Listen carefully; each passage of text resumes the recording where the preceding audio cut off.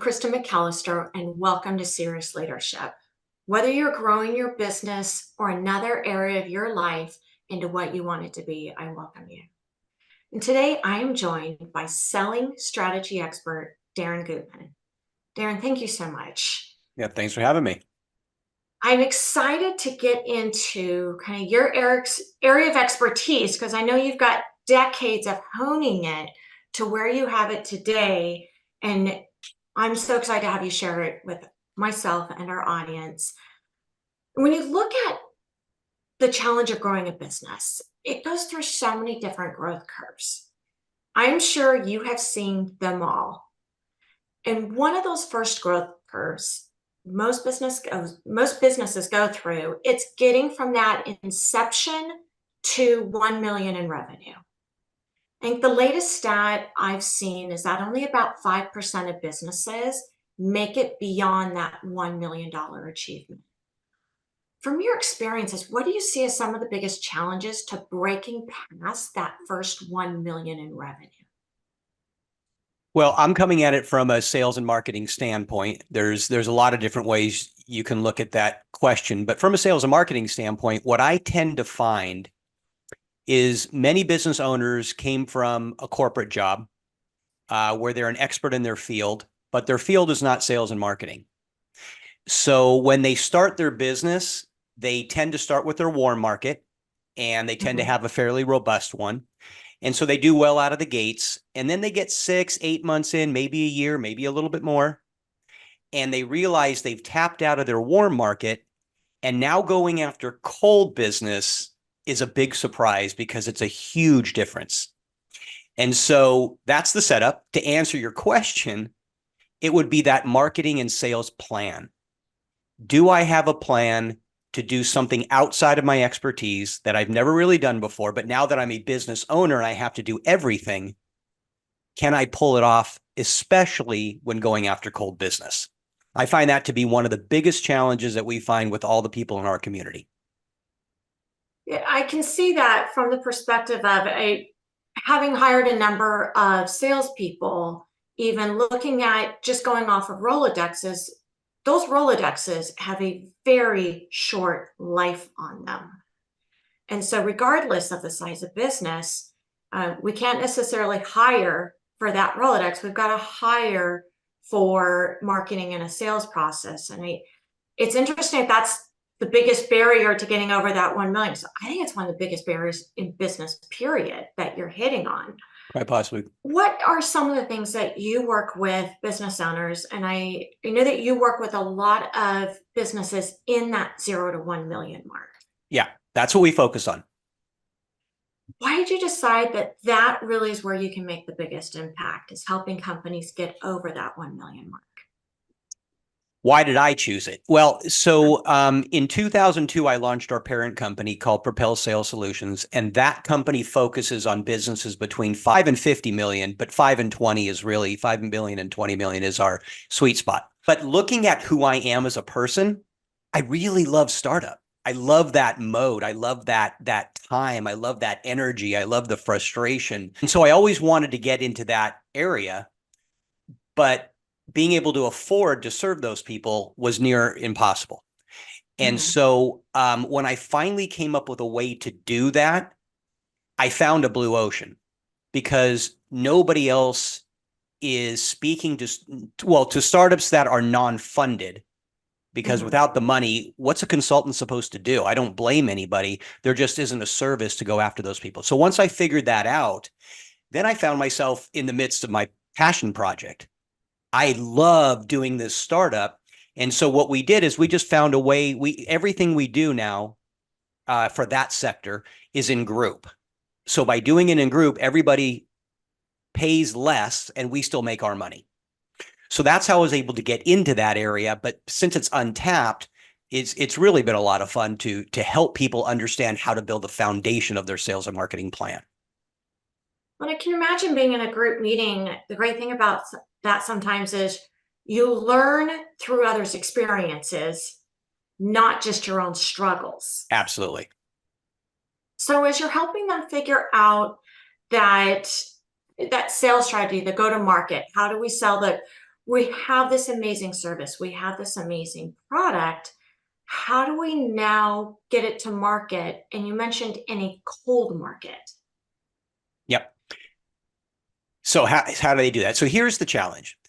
You start a business, and the first thing you'd have to do is start generating leads. We understand that.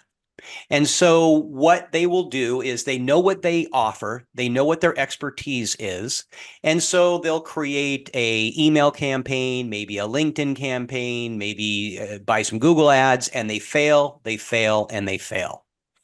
And then they start to get frustrated, and then they start to get desperate. And the reason for that is lead generation is not step one of the process. It's step two.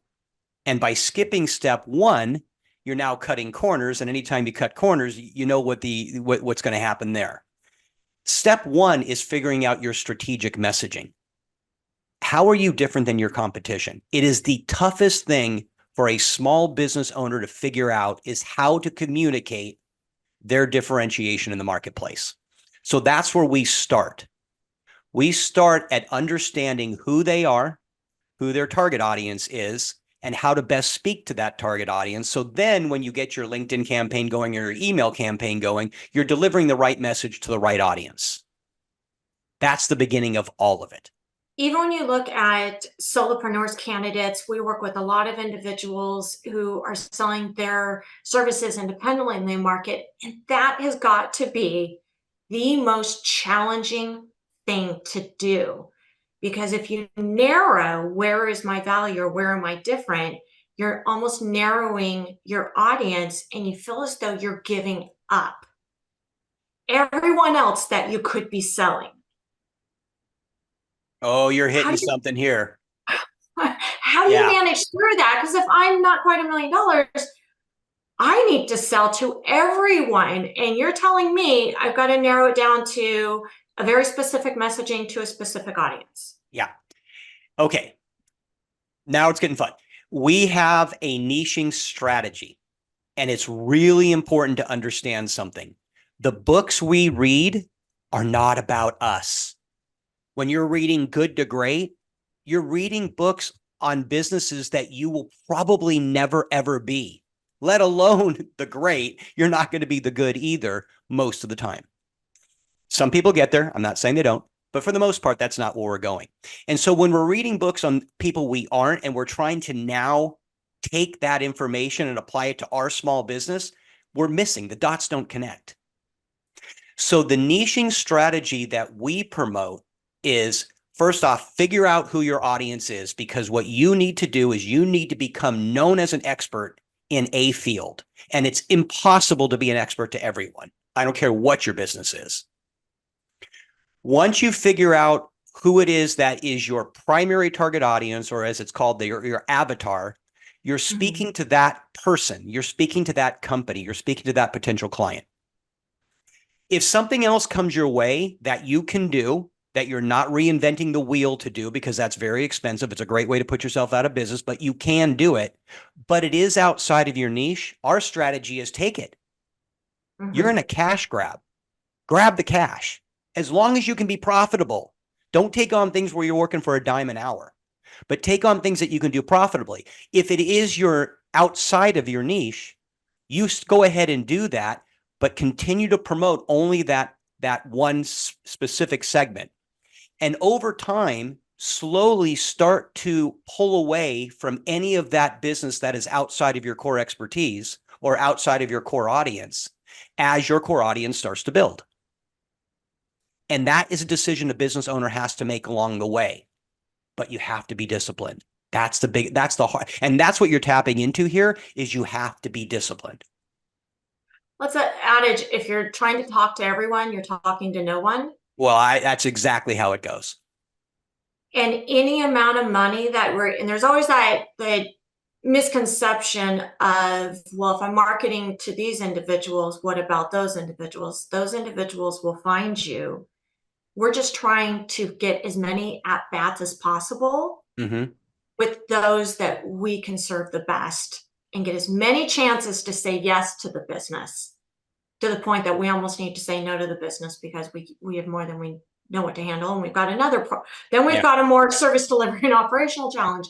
So as we're working through and trying to figure out who is my persona, who is my niche, especially when I probably just started in business and I don't have any history behind me. Yeah.